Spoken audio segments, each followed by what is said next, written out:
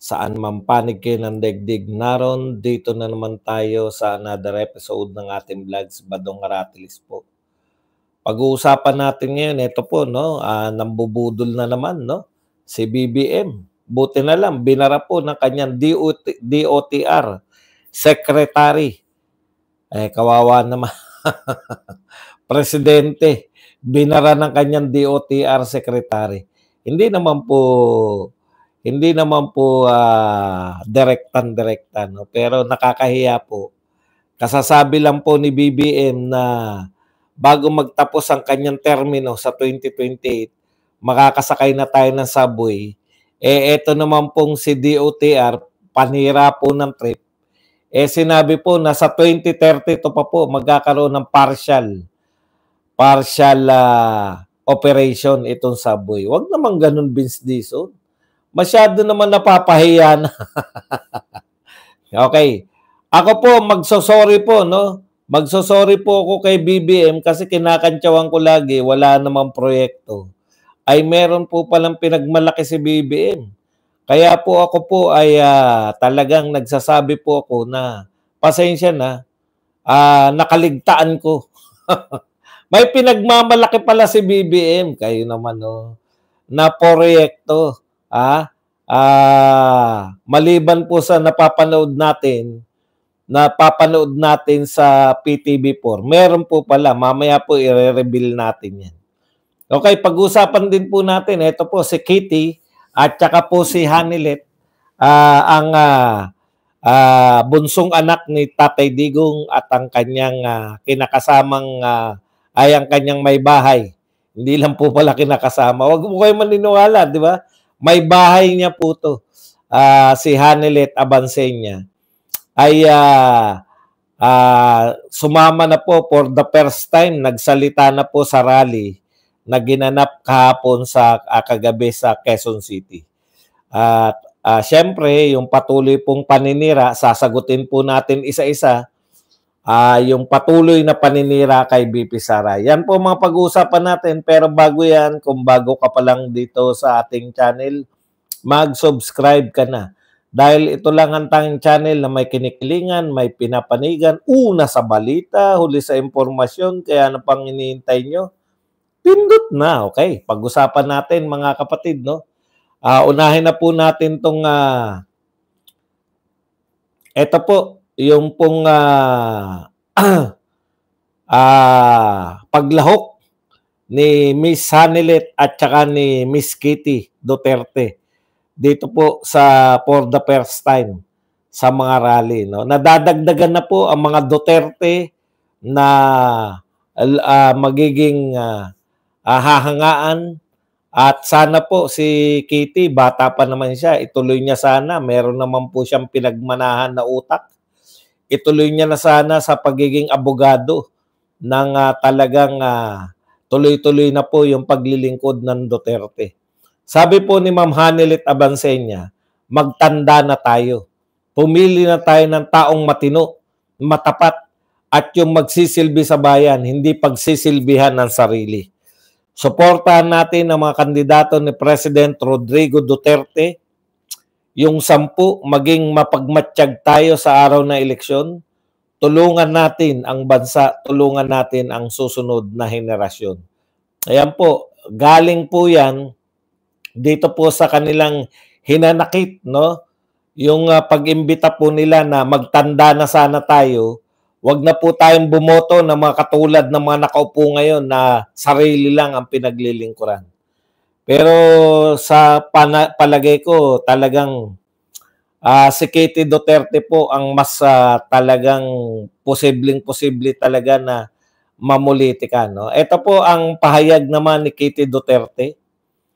Nandito ako ngayon dahil kinuha nila sa amin, sa ating lahat, higit sa lahat sa akin, ang tatay ko. Grabe, no? Talagang nung una po, talagang nakikita natin si Kitty Duterte, pakit-pakit lang, di ba? Pa-TikTok lang, pa-model lang, no? Models of Manila. Naalala kita bigla.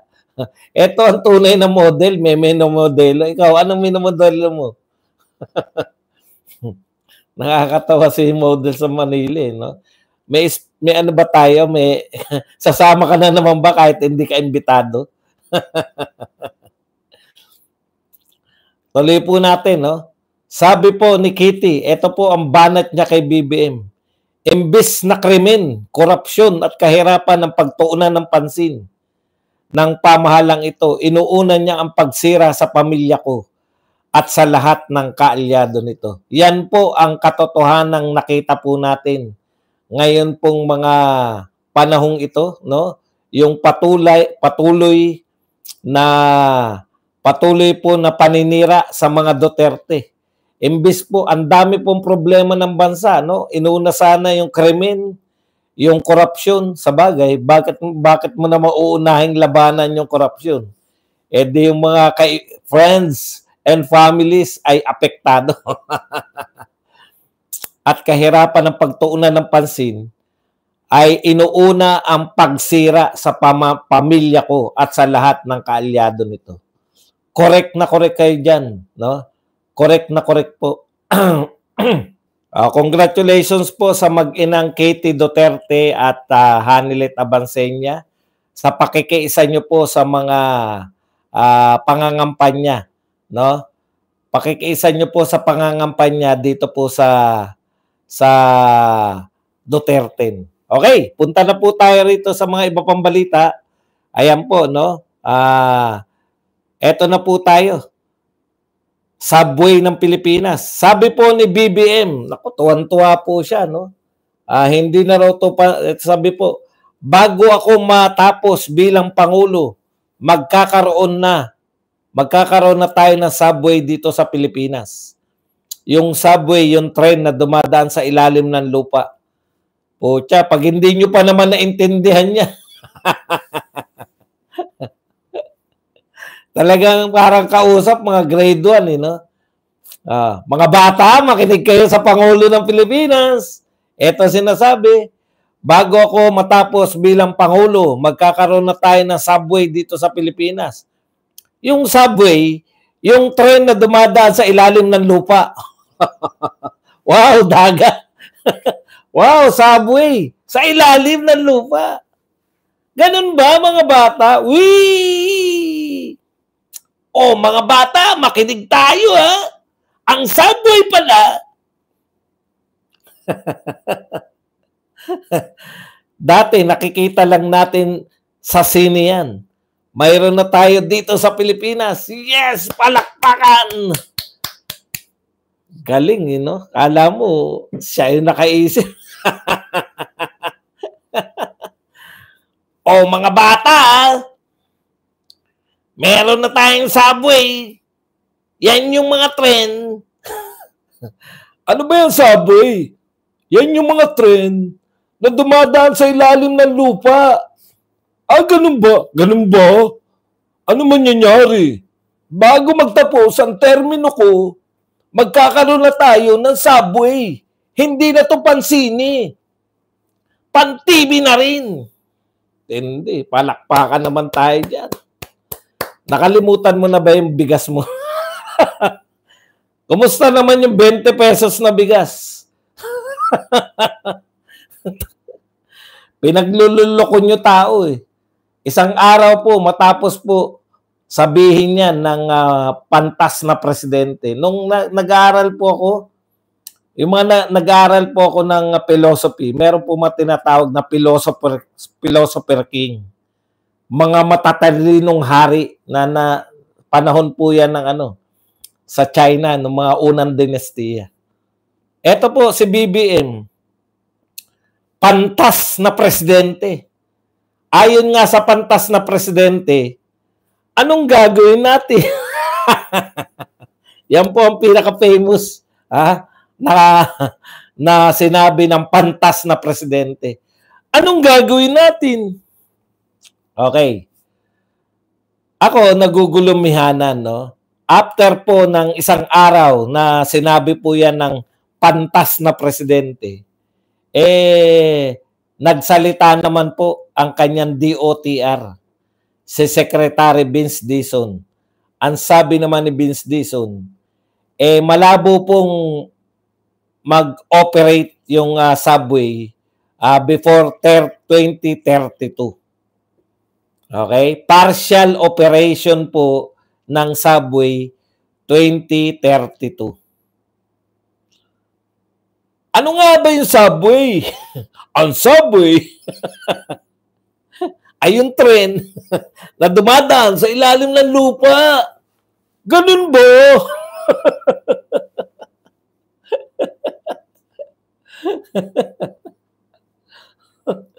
Okay. Ano mangyayari kay Vince Dizon? Siya na lang nga matino nagsasalita. Siya na lang nga matino sekretary. Napahiya po si BBM. Alam niyo po, bawal mapahiya ang presidente. Pahiya na naman. Pahiya na naman po. Kung wala po, sa bagay, baka tayo napapahiya. No? Baka ang ibig sabihin ni BBM, hindi 2028. Teka muna, putya, bigla ko napaisip Ha? Ang ibig mo ba sabihin, BBM, hindi ka bababa sa 2028? Malaking pala isipan to. Kasi, kung subway bagong matapos bilang Pangulo, hindi niya po sinabing 2028. Delikado tayo. Ang linaw po na sinabi ng DOTR 2032 bago mag-operate, partial operation. 2028 po matatapos si BBM. Pwera na lang kung mag-extend katulad ng tatay. Yari tayo dyan. Pag nag-extend si BBM, papayag ba ang mga Pilipino? Iboto natin ng Duterte.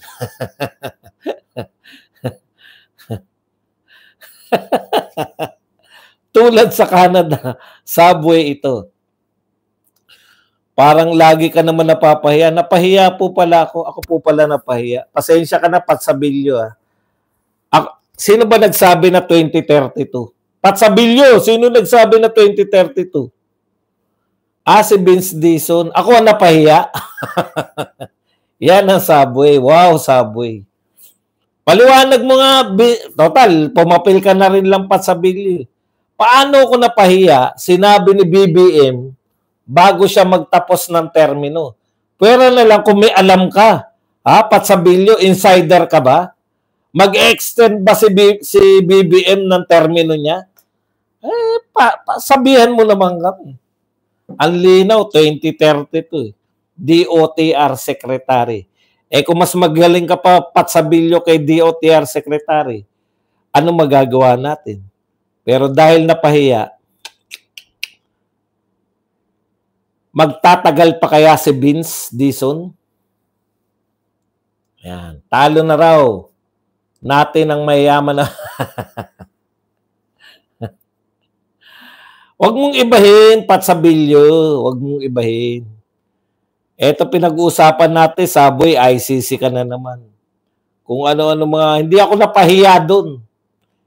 Pahiyang-pahiya.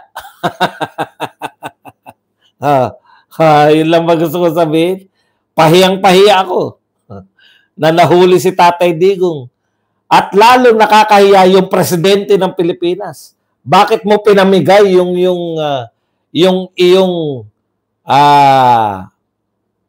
mamamayang Pilipino sa iba? Ako, hiyang-hiya ako, pahiyang-pahiya ako dahil sabi ko, imposible yan na huhulihin. Napahiya ako. Akalain ko ba naman na hindi na nahihiya tong gobyerno na to? Ngayon, itanong mo, yan nagsabi na ako, ikaw naman. Bakit naman ako napahiya dito sa subway? Si Vince Dizon na nga nagsabi 2032. Ibig mo sabihin, mas magaling ka kay Vince Dizon? Yan ang gusto ko kay Patsabilyo. Mas magaling siya kay Vince Dizon. Huwag ibahin ang usapan. Ako na naman ang may ibang usapan. Ang pinag-uusapan natin, malinaw, ICC ba? Subway. Ikaw nga naglagay sa ICC, tapos ako pa nag-iba na usapan. Sige na, Pats, panalo ka na naman. Congratulations ulit sa'yo. Okay ka na? Sige. Punta na tayo sa mga tunay na topic. Yan yung problema sa'yo. Ako pa nagbago. Ikaw nga nagpasok ng ICC. Pinag-uusapan namin, bago ka humirit na napahiya ako sa ICC, ang pinag-uusapan namin, subway. Sabi ni BBM, bago matapos ang kanyang termino, magkakaroon na tayo ng subway. Sabi naman ni Vince Dizon, 2032. O, sino napahiya? Ako daw ang napahiya. Ay, ang utak. Ano naman kinalaman ko dyan?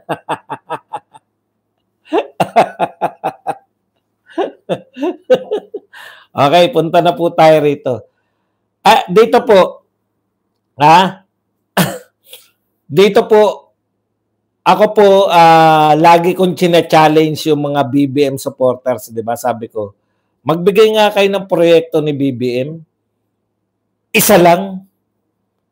Dito po, medyo napahiya tayo dahil nabasa po natin, sinabi po, pinagmalaki po ni BBM. Oo nga naman. Bago po to baka akala nyo luma to, sinabi po ni BBM to May 3, 2025. Pinagmalaki niya po ang mga proyekto niya. Pinagmalaki po ni BBM ang kanyang mga proyekto at hindi po ako nakatanggi. Totoo po ito. May totoo palang project si BBM. Ayaw lang nilang ipagmalaki. Ako na magmamalaki sa inyo.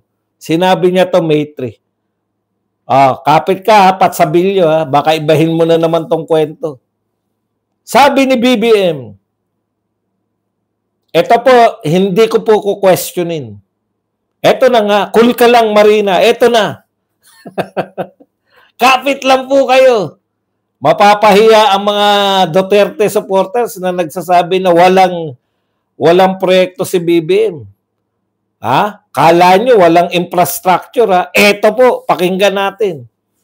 Panay ang patayo natin ng mga plural, mahigit isa. Ulitin natin. Panay ang patayo natin ng mga flood control project. Pinagmalaki mo na naman BBM yung flood control project. Oo nga pala, flood control nga pala. Libo-libo yan, di ba? At marami pa tayong kailangan gawin dahil pagdating ng bagyo, napakabigat ng sitwasyon. Alam naman natin na mangyayari yan. Kailangan nating mag-adjust. Kailangan natin pagandahin ang ating flood control. Yun naman pala. Palakpakan natin. Napakarami po. Matatanggil nyo ba yan? Pinagmalaki na naman po ni BBM. Ito po, hindi po simple. At marami pa ito po sabi, panay daw, panay ang patayo natin ng mga flood control project dahil nagbabago ang panahon. Panay. Grabe. Ano bulaan? News 5 po to. Si BBM po nagsasalita. Ako pa bulaan? Di ba kayo naniniwala? Flood control project pala. Kaya pala walang mga tulay. Kaya walang mga highway na pinagmamalaki. Kaya walang mga airport na pinagmamalaki. Panay. Flood control project. Akala ko pa naman, tigil na yung mga flood control project kasi may baha pa rin. Anak ng tinapay hanggang ngayon pala, May 2025, panay flood control project pa rin ang ginagawa. Bilib talaga ako. Bilib talaga ako rito kay BBM. Alam nyo na ngayon, mayroon po, libo-libo. Wag po nating kantsawan. Teka pala, BBM supporters, bakit hindi nyo maipagmalaki yung flood control projects nyo? Libo-libo pala. Si BBM na nagmamalaki. Yun naman pala, may mga project pala kayo. Bakit nga kaya? Ang sakit, no? Kung ikaw po ay supporter ni BBM, meron palang mga proyekto hindi maipagmalaki. Bakit kaya hindi nyo may pagmalaki?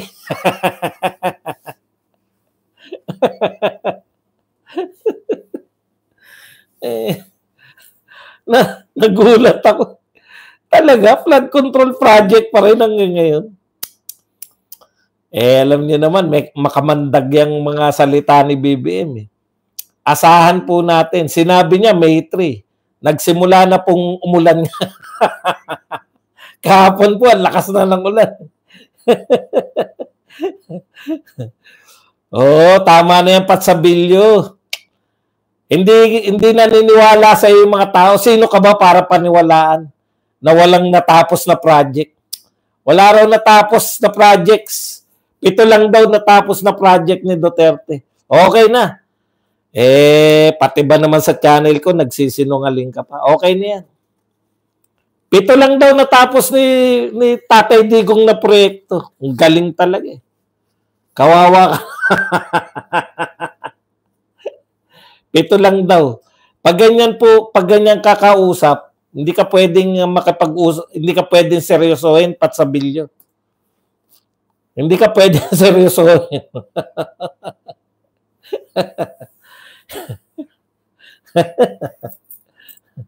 7 lang daw ang nagawa, anak ng tinapay. Sige. Libo-libo na nagawa ni BBM. Saludo na kami. Ang tanong, bakit hindi nyo may pagmalaki? Libo-libo. Di ba? Ang nagawa, panay. Flood control project. Nakakahiya. Hindi po natin pwedeng tanggihan yan. Proud na proud po si BBM na ipagmalaki na meron siyang panay po ang flood control project. Akala natin, buhat po ng binabaha pa rin tayo, tinigilan na. Hindi po pa pala. Kaya dyan po napupunta yung ating infrastructure. Kung panahon po ni Duterte, ang infrastructure po natin, pareho pong inuutang yan. Huwag kayong magmagaling na wala kayo inuutang. Mas malaki po ang inuutang ni Marcos. Walang pandemya, walang proyektong malalaki. Panay, flood control project. Mas malaki ang inuutang niya. Bukod pa ron, nagbebenta pa tayo ng ginto, nagbebenta pa tayo ng NAIA, nagbebenta pa tayo ng ari-arian. Ilan lupain yung binibenta natin. Bukod pa ron, kumukuha pa tayo sa PhilHealth, PDIC, daan-daang bilyon. Deficit pa tayo. Ang laki po ng deficit natin. 76% as of first quarter pa lang. Unang quarter pa lang, ang laki na ng deficit natin. Mamimigay na naman tayo ng bigas. Isa-subsidize na naman natin yung bigas natin. 'Di ba? Tapos ano po ang isasagot ng mga BBM supporters? 7 lang ang nagawa ni Duterte. Ano kinalaman? Kahit ba isa lang ang nagawa eh. Ang ibig nyo sabihin, sinisita na namin kayo, direkta. Nababaon tayo sa utang, lumalaki yung budget deficit natin, panay ayuda, at flood control project. Pinagmamalaki na flood control project. Ako po, kung ako BBM, talagang mahihiya rin ako ipagmalaki yung proyekto. Yung mga proyekto. Kasi sinungaling nga sinasabi mo, tanda. Di sinungaling pala si BBM. Binasa ko lang President Bongbong Marcos. Sinungaling ka daw. Kasi binasa ko, panay ang patayo natin ng mga flood control project dahil sa pagbabago ng panahon. Ako sinungaling, binasa ko lang yun. Hindi ko nga tinatanggi. Hindi ko sinabing nasaan yan Naniniwala ako na panay flood control project. Di ba? BBM na nga nagsabi, panay flood control project. Tapos sinungaling ako. Ako ba nagsabi nun? Tinatanggi ko ba na may panay flood control? Kaya lang, ano nangyayari sa flood control? Bakit may baha pa rin pag umuulan? Na-overwhelm. Meron na ba tayong malakas na ulan? Meron na po ba tayong super typhoon na katulad na madinanas ni Tatay Digong? Wala pa. Wala pa ba dong? Oo, wala pa. Hindi ko po tinatanggi yan. Sino po ba nagpapabulaanan? Nariyan na naman kayo eh. Sabi ko nga, tuwang-tuwa nga ako na kayo po ay mayroong flood control project. Nasisiyahan po ako. Pinagmamalaki nga ni BBM. Pwede ko bang questionin yan na walang flood control? Oh, katunayan, ang daming baha pag bumagyo, tumulan. Bumabaha, di ba? O kasi nga may flood control.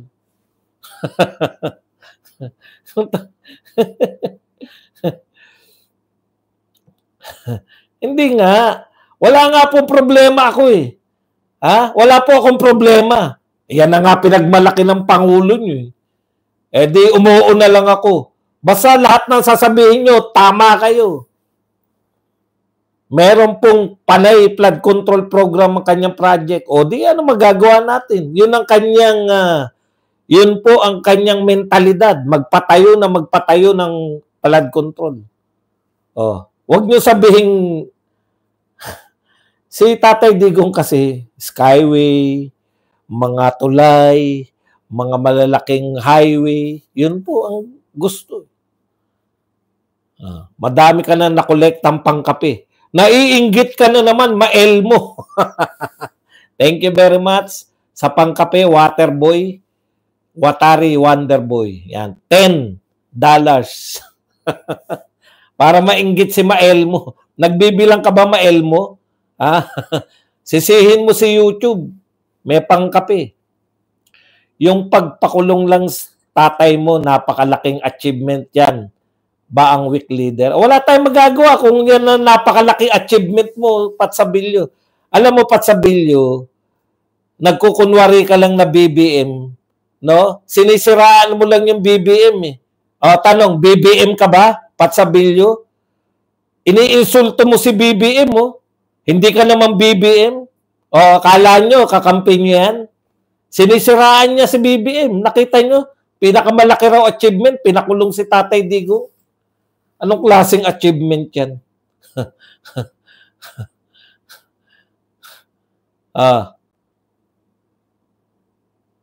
Pati skyway ni Ramon ang inaangkin mo na.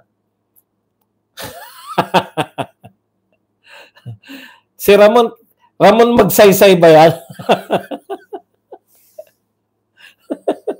Ramon magsaysay ba yan? Kay Ramon daw yun. Ramon Ang ba? Naging presidente ba si Ramon Ang? Naging presidente po ba si Ramon Ang? Tanong ko po sa inyo, naging presidente ba si Ramon Ang? Hindi. Sino sinasabi Ramon na sinasabi nito? Hindi alam ni Patsabilyo eh. Di ba? Yung gobyerno pwedeng makipag-partner sa private. Pero hindi pwedeng magpatayo ang private sa gobyernong kalsada. Alam mo ba yun? Sino ba yan? Ramon Ang ba o Ramon Zamora? Naging presidente ba yan? Kulang. Kaya nakikita po yung kahinaan ng utak nito ni Patsabilyo eh. Hindi daw dapat angkinin ni Duterte na proyekto yung Skyway. Kasi kay Ramon Ang daw yun. Ano yun? Sabi ni Ramon Ang, okay itong mga kalsada ng Pilipinas. Tayuan ko kaya na Skyway. Ganun ba yun? Sa tingin nyo yung kalsada ng Pilipinas, may isang tao pupunta ron, tayuan ko kaya to. Ganyan po kaporol.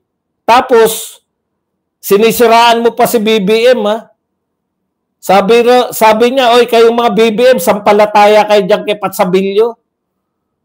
Inaangkin ko yung Skyway. Inaangkin ko. Putang, sabi ko, proyekto yan ni Tatay Digong.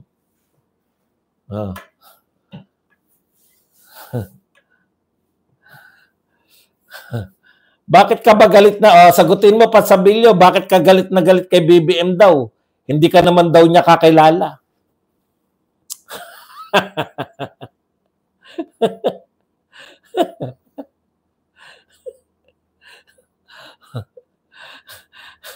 Kay Ramon Ang daw po yun. Ibig sabihin, pwede pala yung private na tao, makita yung kalsada, tayuan ko kaya ng Skyway. Pwede pala yun.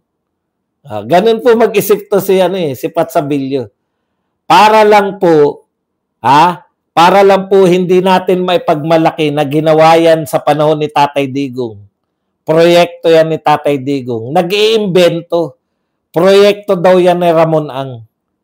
Ngayon lang po ako nakakita na isang taong may-ari ng San Miguel Corporation tumayo doon sa kalsada at sinabi niya lang, nagdeklara lang siya. Yan ba ang utak? Saan mo nakuha yung utak mo na yan na Pat Sabilio? Proyekto yan ng taxpayers. O proyekto daw ng taxpayers. Akalain niyo yun? O ngayon po, may proyekto ba yung taxpayer sa panahon ni BBM? Meron. Flood control nga pala.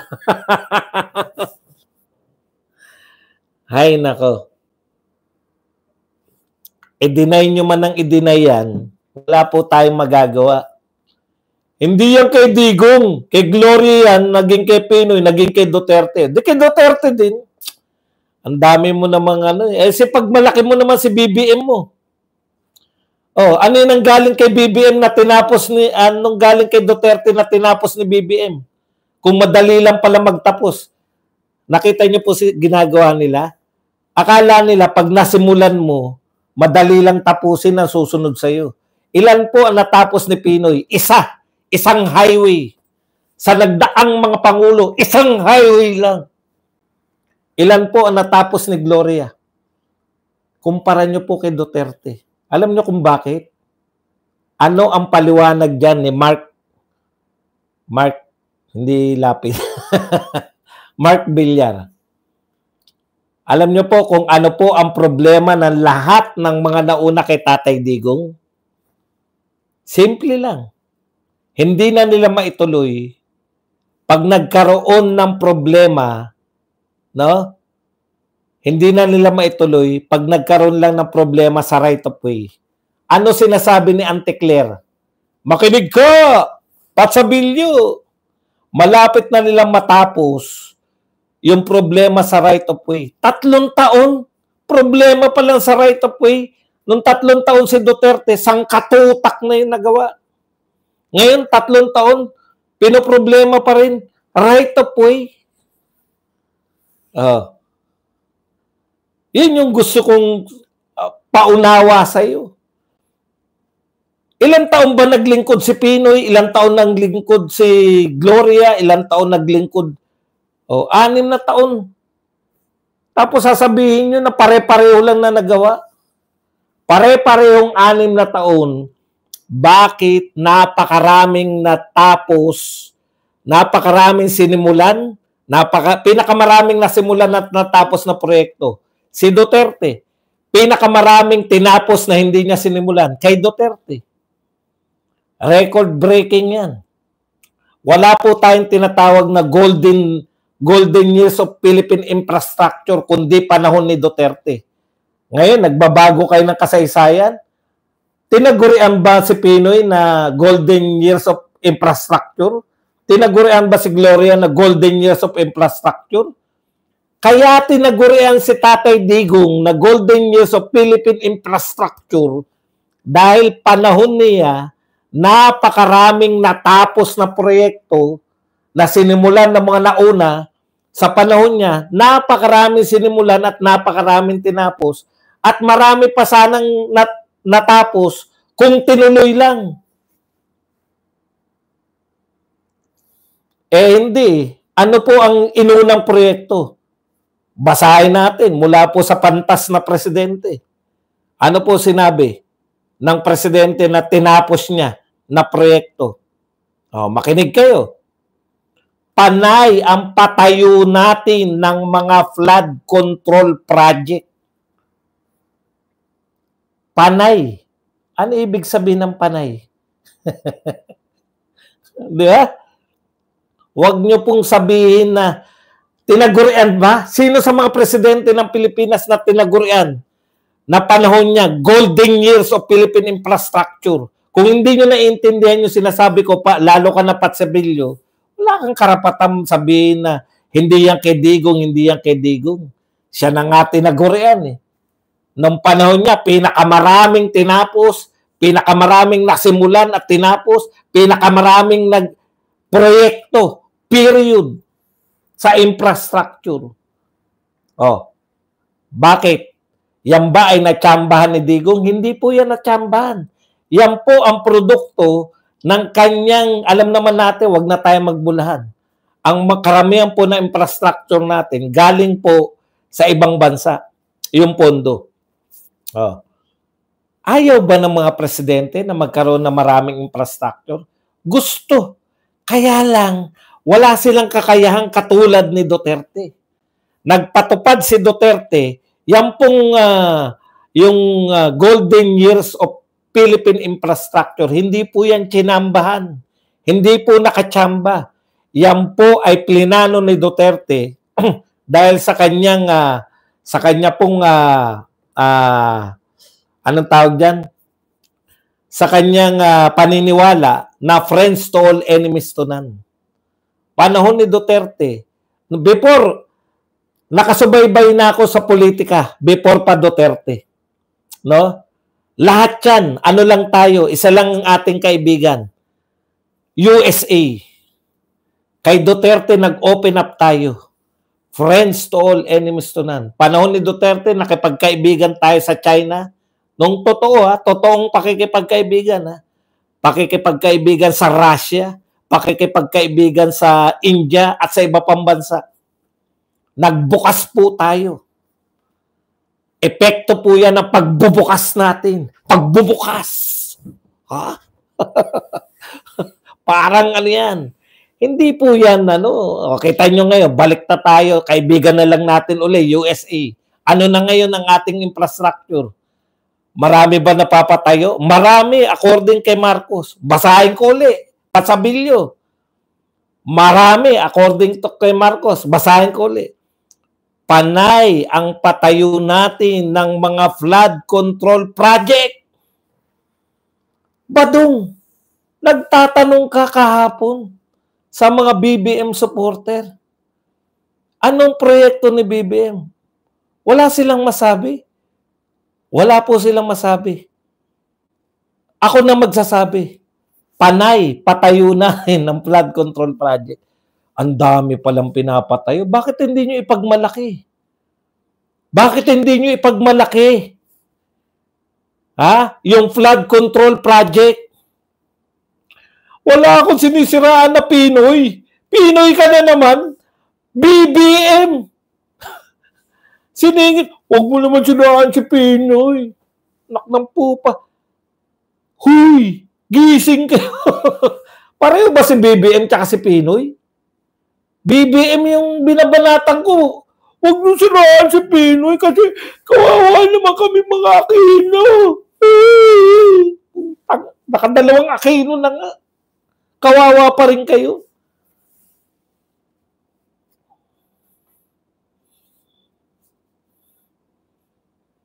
Sinisiraan mo. Ang linaw, no? Si BBM ang kinukot ko. Pinoy ang sinisiraan mo. Puta, hindi na po yun. Wala na po si Pinoy. Oo. Ngumanga ka sana nang natikman mo yung laway ko. Amuyin mo daliri mo ngayon.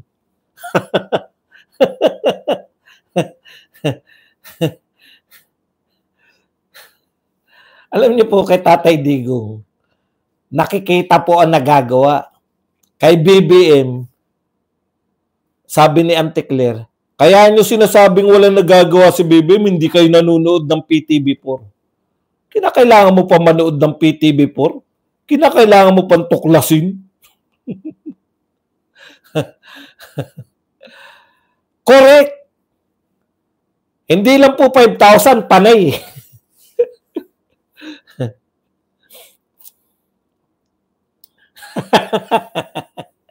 Dami. Sorry, nakikita namin ginagawa niya. Ayaw mo lang i-research. Ayun po ang problema pag i-research mo pa yung ginagawa.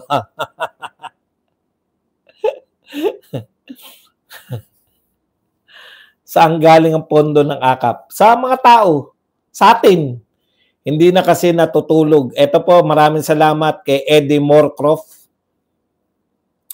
Hindi na kasi natutulog kaya mangarap ng gising at mangbudol ang kayang gawin ni Bangag. Okay, punta na po tayo rito sa mga birada naman po kay BP Sara. Pucha na, sobrahan na tayo. Ayos lang po yan. Ito naman po, mga bira po kay BP Sara, isa-isahin natin ha. Iba-iba po, ha? Nagbago sila ng technique, ha? Hindi na lang po ngayon hindi na lang po ngayon na hindi kasi may epekto na yung confidential fund eh. Nagmumukhang tanga kasi sila sa kako-confidential fund. Kaya po ito po ang banat nila kay BP Sara. Ayon po kay Ortega, taga La Union, what have you contributed to the country? This was House Deputy Speaker, Deputy Majority Leader, La Union 1st District Representative, Paulo Duterte Ortega. Okay. Muli, ipapaliwanag ko po ang trabaho ng Vice President.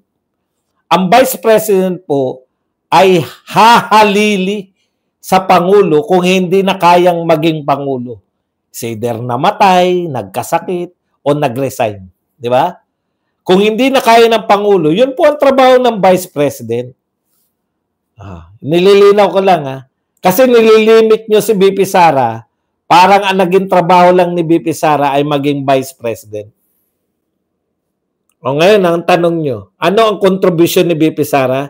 Naging mayor siya ng Davao. Ano ang contribution ng BP Sara bilang mayor? Nung panahon ni BP Sara, naging top 10 na pinakamayaman ang Davao City sa buong Pilipinas. Before BP Sara, hindi pa po kasama ang Davao City sa top 10 wealthiest city in the Philippines.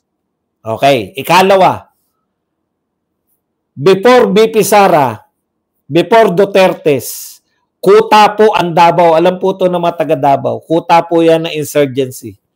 No? Hindi po yan katulad dito sa Metro Manila na wala kayong mga anong tawag doon? Mga kuta ng rebelde. Diyan po, isa po sa pinakamalakas na mga yung mga rebelde. Yung mga anong tawag doon? Mga kampo ng mga rebelde. Yan. Isa po yan sa pinakamalakas yan Davao. Nung panahon po ni BP Sara bilang bilang mayor, nadeklara po ang Davao City bilang insurgent free. Mula po sa isa sa mga pinakamalakas na front, guerrilla front, ay na-declare po na guerrilla free o insurgent free ang Davao City. Ang Davao City po ay may asset na positive. Wala pong utang ang Davao City. Hindi pa ba sapat na kontribusyon yan? Kontribusyon yan bilang mayor. Ikaw, ano naman mapagmamalaki mo, Ortega, sa La Union? Isa ba ang La Union sa pinakamayaman? Alam nyo, paulit-ulit sila dyan. Ano ba nagawa ni BP Sara?